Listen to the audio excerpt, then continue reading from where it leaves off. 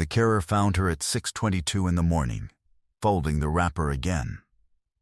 Not refolding it, folding it. The same careful unfolding and deliberate refolding she performed every morning in room 14B of Meadowbrook Care Home on Cressingham Road in Peckham, South London. Sister Patricia had learned, after the first 2 weeks, not to interrupt. She had asked about the wrapper once, in September, and the old woman had smiled at the floor and said only that it was old, and that old things required careful handling.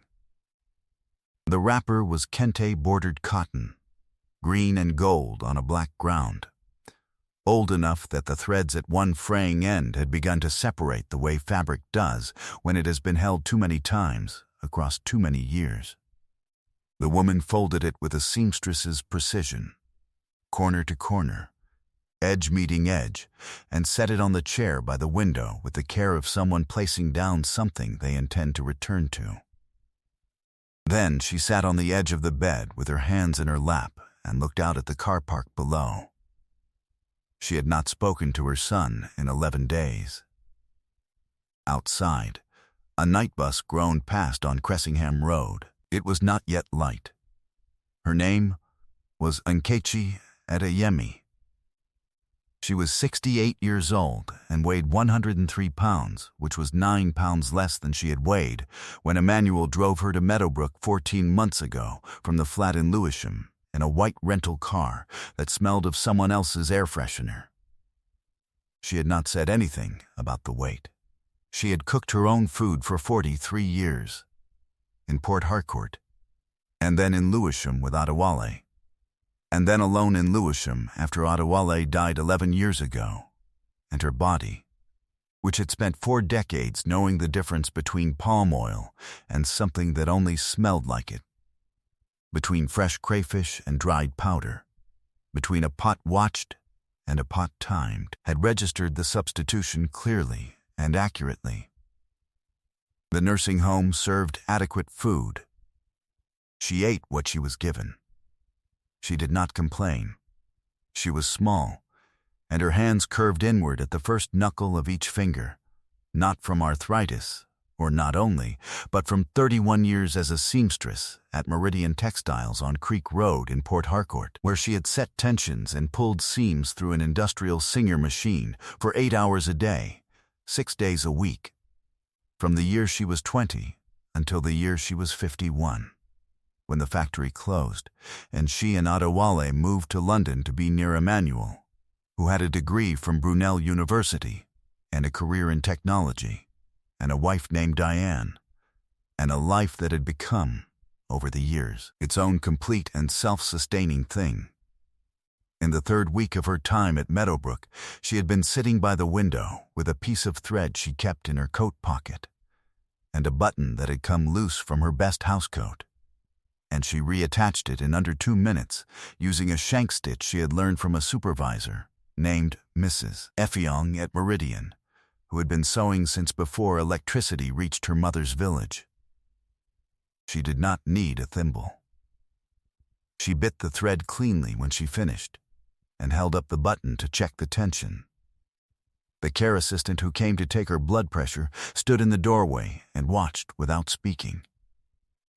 2 weeks later, a resident from room 22 appeared at her door with a dress that had a torn hem and the look of someone who did not quite know how to ask.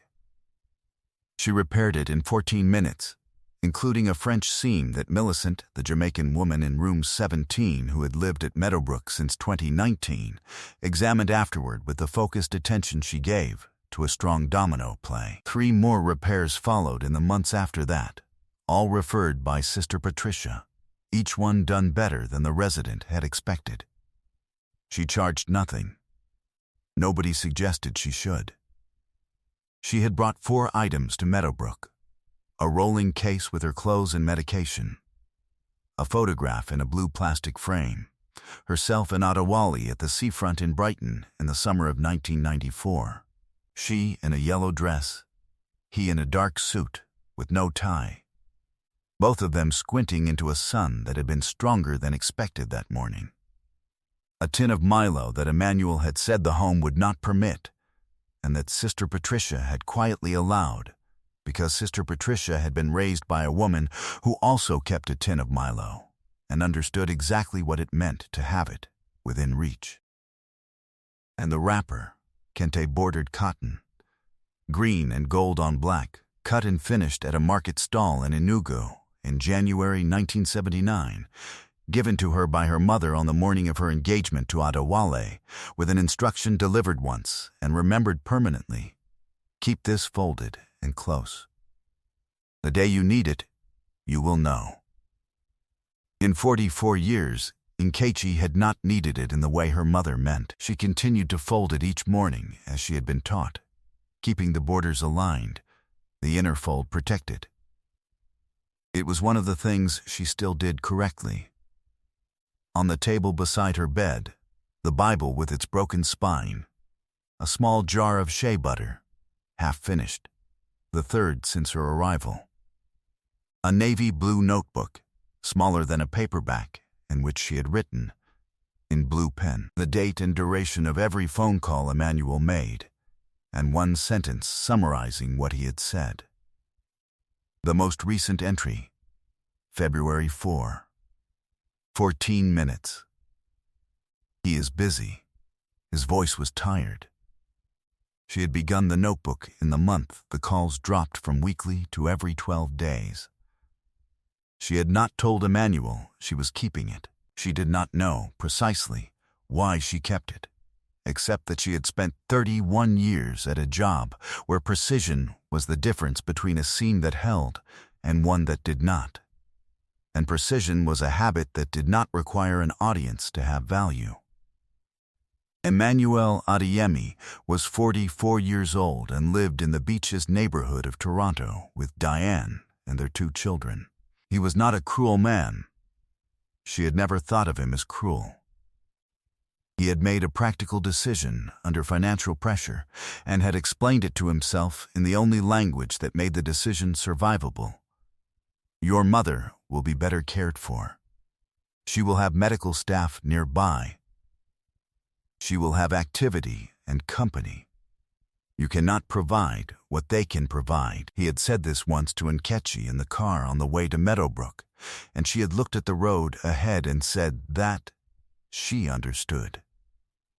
She did understand. She also understood certain things Emmanuel had not said, and she kept those in the same place she kept her other precise records. The day he brought her in, a woman named Mrs. Brathwaite processed the intake at the front desk with a clipboard and a beige cardigan and spoke directly and exclusively to Emmanuel for 27 minutes, while Nkechi sat beside him with a rolling case between her feet. Mrs. Brathwaite asked about medications and dietary requirements and any history of falls. She asked Emmanuel in a carefully lowered voice, as though Nkechi were not 2 feet away and entirely coherent, whether his mother had any cognitive concerns. Emmanuel answered each question. He did not look at his mother during most of this.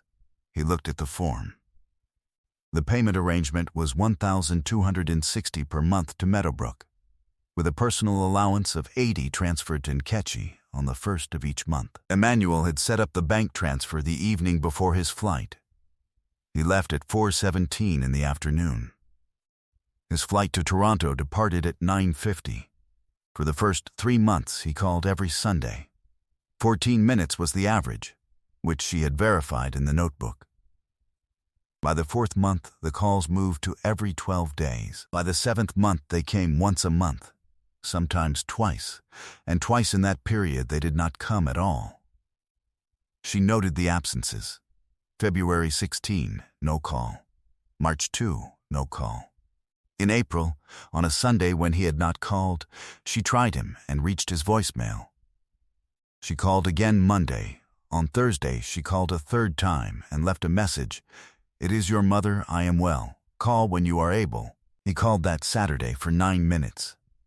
She noted the date and the duration and wrote, "He did not say why he had not called." She did not ask. The winter that year settled into the building and stayed. The fluorescent panel in the corridor outside room 14B had been flickering since November and was marked for December on the maintenance schedule, and was still flickering by February, sending its pale, irregular pulse down the hallway so that the walls between her room and Millicent's appeared to breathe. The heating unit ran all night with a low sound like something being turned over repeatedly, without resolution. Through the window, the car park lights reflected in the wet pavement after rain, orange light breaking apart as cars passed through shallow puddles and then resettling in their wake. There was a smell to the building she had stopped noticing most days, but caught again unexpectedly sometimes. Hand sanitizer and something almost sweet, and underneath it something older and more difficult to name, the particular accumulation of years of people sleeping in rooms they had not chosen. She watched the car park from the chair by the window in the evenings, with the wrapper on the chair arm and the notebook in her lap, and on the nights when the puddles were still and the orange light held without scattering. It was almost warm. In January, Sister Patricia began sitting with her in the garden on Tuesday afternoons. They had tea and Milo and looked at the damp garden wall, which had a brown stain from the previous winter's ivy that no amount of cleaning had removed. And sometimes they spoke, and sometimes they did not. Sister Patricia was 52 years old, born in Kumasi, 23 years a carer. She was one of those people whose primary quality was that they looked at the face before they looked at the form. In March, the home sent Emmanuel a routine email, quarterly update, Mrs. Adeyemi, Nkechi, which he read on a Tuesday morning between two meetings. It said she was stable, participating in Tuesday garden sessions, good relationship with staff, no medical concerns in the review period, care plan maintained as arranged. Emmanuel replied briefly, thanked them, and asked to be kept informed if anything changed. 2 days later, he transferred an additional $500 into Nkechi's personal account and noted it in his financial app as Mum, Extra. He did not explain it to her. She noted the transfer on the following Monday in the notebook. Unexpected transfer, £500, no explanation given. She set the amount aside and did not spend it. He did not call that Sunday. He called the following Saturday for 11 minutes. She told him the garden was coming back. He said that was good. She asked about the children. He said they were fine. It was 3 weeks after that email that the maintenance team found damp behind the skirting board on the north wall of room 14B. The staff member who told her she would need to move temporarily was apologetic and offered to help. Nkechi said she could manage. She began with the chair by the window. She lifted the wrapper, which she had placed there that morning with the fold precisely aligned, and set it on the bed. Then she stopped. She picked it up at one edge and shook it once, a seamstress checking fabric before packing for anything caught in the fold, and felt the resistance of something flat and stiff inside the innermost seam. She set it down and opened it carefully. The envelope had been lying flat inside the inner fold for 11 years, positioned with such exactness that her hands had never once felt it through the daily handling. The gum on the flap had dried to nothing. She opened it without tearing anything. Inside, a card, folded once. The paper had been expensive when it was printed. Provident Life and Security, 22 Gracechurch Street, London EC3V.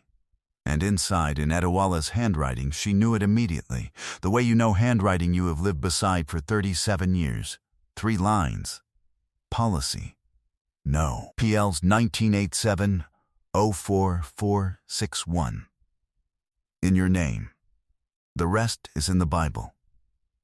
She sat down on the bed. The maintenance man knocked at 11:30. She told him she needed a few more minutes. She opened the Bible at the back pages, where she kept nothing, and found what she had apparently been carrying without knowing, a policy certificate dated March 14, 1987, naming Nkechi Adeyemi as sole beneficiary of a 20-year endowment bond, matured value $126,000, converted in 2007 into a managed investment account. Behind it, a solicitor's letter from 2003, addressed to Adewale Adeyemi at the Lewisham flat, from Mensa and Associates on Thornton Heath High Street. The letter said the account had grown. It said the named beneficiary should make contact at her earliest convenience. It noted a second asset, a registered plot of land in the Garki district of Abuja, held in Nkechi's name since 1998. The letter had arrived in 2003, the year after Adewale died. She had placed it in the Bible without opening it because it was addressed to him, and she had told herself she would deal with his correspondence when she was ready. That had been 21 years ago. She sat in room 14B and listened to Millicent laughing at something down the corridor. She folded both documents into the envelope. She placed the envelope inside the Bible at her morning page. She set the Bible on top of the rolling case. If this story is sitting with you the way I think it is, stay with me. Because what Emmanuel Adeyemi discovered next is something he had not once considered possible in 14 months of bank transfers and 11-minute calls. Sister Patricia came at noon to help with the move. She carried the case. When they reached room 11 and set things down, Nkechi sat on the new bed and held out the envelope. "Patricia," she said, "I need the name of a solicitor." Sister Patricia looked at the envelope for a moment. Then she sat down beside her. "I know one," she said. Mr. Kwadwo Mensah arrived at Meadowbrook on a Thursday at 2:15 in the afternoon, 3 weeks after Sister Patricia called his office. He was 63 years old and wore a charcoal suit that was not new, but had been pressed with the care of someone who had been taught that precision in small things was not vanity. His briefcase was dark leather, old enough that the brass clasps had worn to a dull finish. When reception called to say he had arrived, Mrs. Fogarty came out of her office and walked to the entrance herself. This was not something Mrs. Fogarty typically did. He sat with Nkechi in the garden for 1 hour and 40 minutes. Sister Patricia brought tea and Milo. He placed 3 documents on the table and went through each one without hurry, in plain language, with no part of his attention anywhere else. When he finished, he set his pen down. "The current value of the investment account," he said, "is £341,000. She looked at the tea in her cup. "The Abuja plot," he said, "has been most recently valued at approximately 49 million naira. Land values in Garki have been moving." She set her thumb against the rim of the teacup. "Your father knew," she said, to herself, to the garden wall, to no one in particular. Mrs. Mensah said the notes from the firm's 1987 consultation indicated the policy had been intended as a gift upon retirement. He paused. "He passed before he reached it," he said. At the far end of the garden, the brown stain from the old ivy stood in the afternoon light. "What happens now?" she said. "Whatever you would like to happen, Mr. Mensah said. You are the only beneficiary. You have been since 1987. He called Emmanuel the following morning at 9:41 a.m. Toronto time. Emmanuel was in a meeting his assistant interrupted with a note that said, "Urgent." He took the call in the corridor outside the room with the door closed behind him. Mr. Mensah introduced himself. He said he was calling on behalf of Nkechi Adeyemi. He explained the investment account. He explained the land.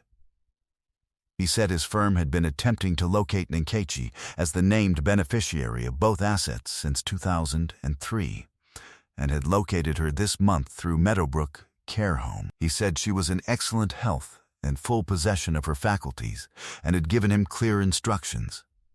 He was informing Emmanuel as a courtesy. as next of kin. The corridor was carpeted. It was very quiet. Emmanuel said, "I'm sorry, since 2003? Mr. Mensah confirmed it. He gave the figure again. Emmanuel stood in the corridor for some time after the call ended. He landed at Heathrow at 6:40 on a Saturday morning and took the overground to Peckham Rye and walked the 12 minutes to Cressingham Road with one bag over his shoulder, arriving at 9:23. Sister Patricia let him in and showed him through to the garden without comment. His mother was on the bench with her Milo and a library book open to a page she had not been reading. She looked up when she heard the gate. He had not sat beside her in 14 months. She was smaller than he remembered, or the coat made her look smaller, and her hands were on the mug the way they always were when she was waiting for someone to say something difficult. He had seen those hands repair a French seam in 14 minutes. He had watched them reattach a button with a shank stitch without needing a thimble. He had seen them fold that wrapper every morning for as long as he could remember, and he had not once asked what they were doing with all that careful attention. He sat beside her. She closed the book and set it on the bench between them. She looked at the far wall. "The ivy left that stain," she said, "2 winters before I came. They can't get it out." He looked at the stain. "Mama," he said. "You saw the documents," she said. "Yes." She picked up her Milo. Her hands, curved at the first knuckle, shaped by 31 years of thread and tension, and needle and care, held the mug the way they held everything she had decided to hold. "Your father knew," she said. That was all. Emmanuel sat with those 3 words for a long time. He had flown 8 hours and 22 minutes and taken a train and walked 12 minutes in the April cold. And his mother had given him the sentence that made the entire distance land differently than anything he had prepared for on the plane. Not an accusation. Not a forgiveness. A fact she had been sitting with since the morning she opened the envelope in room 14B, since the day she finally understood what she had been preserving, every morning, with hands that kept things precisely and faithfully, without needing to know why. The transfer completed within 6 weeks. She signed the Abuja land documents at Mensah and Associates on Thornton Heath High Street on a Thursday in May, 22 years after the unread letter arrived at the flat in Lewisham and was placed inside a Bible. Emmanuel wanted her to come to Toronto. She looked at him and said she had lived in London for 20 years and was not going to Canada at 68. She said this clearly, and once. She took a flat on Meeting House Lane in Peckham, 4 streets from Meadowbrook. 2 bedrooms. A kitchen that faced east and caught the morning light before 9. She cooked her own food from the first day, rice with palm oil, the smell of it filling every room within minutes of striking the flame. Sister Patricia came for lunch on Tuesdays. The Navy notebook in Nkechi, placed in the top drawer of the kitchen table without throwing it away. She was a woman who kept precise records. She saw no reason to stop. Some mornings, before she starts the rice, she stands at the kitchen window with her Milo and watches the street below come to life. The newsagent drawing back his metal gate. The school-run mothers moving in their coats. The pigeons arriving on the flat rooftop opposite at the same time every morning with a consistency she respects. The kente wrapper she placed on a chair in the bedroom by the east-facing window. Not folded. Open, the full length of it draped over the back of the chair, where the morning light finds the green and gold thread and says what it has always been saying. She had been folding it faithfully for 44 years. It had preserved what it was given to preserve. It could rest now. Emmanuel calls every Sunday. 15 minutes, on average, sometimes more. He has not missed a Sunday since April. She does not note the durations anymore. She has enough. Emmanuel Adeyemi thought he had arranged for his mother's care and resolved the question of it practically and well. What he had actually done was leave her inside the fold of a wrapper she had been tending since before he was born, in which his father had placed everything she would one day need, in a space so precise that 44 years of daily handling had never once disturbed it. Adewale built something in March 1987 and placed it where he knew she would not lose it. Because he had spent 37 years watching a woman keep things with precision and faithfulness, and had understood something about her that never needed to be said aloud, she kept what she was given. She kept it carefully. She kept it for a long time. He trusted a habit of care that had been running in her hands since 1979 and would not stop. He could not have known the shape the day would take. He could not have seen the nursing home or the white rental car or the form on Mrs. Brathwaite's clipboard. He built what he could build and trusted the woman he knew. That was enough. You cannot always know what you are preserving when you do something faithfully every morning without understanding its full purpose. You cannot know what will be found later inside the things you kept close. The wrapper was folded, the document held. The woman was patient in the way that only those who have done hard things for a long time know how to be patient, not waiting to be rescued. Not waiting to be seen, but precise and present, and keeping her records. Some things hold. That is all. Some things simply hold. If you are watching this and there is a woman somewhere in your life, your mother, your grandmother, someone who raised you and has never once told you the full extent of what she has been carrying, sit with that for a moment before you move on. Leave your answer in the comments. If you found an unopened letter in your mother's belongings today, a letter addressed to your father, delivered 20 years ago and never opened, would you open it for her? Or would you leave it where it is and tell yourself it can wait? Subscribe for more stories about quiet strength, hidden truths, and the people the world misses until the record finally corrects itself. I will see you in the next one.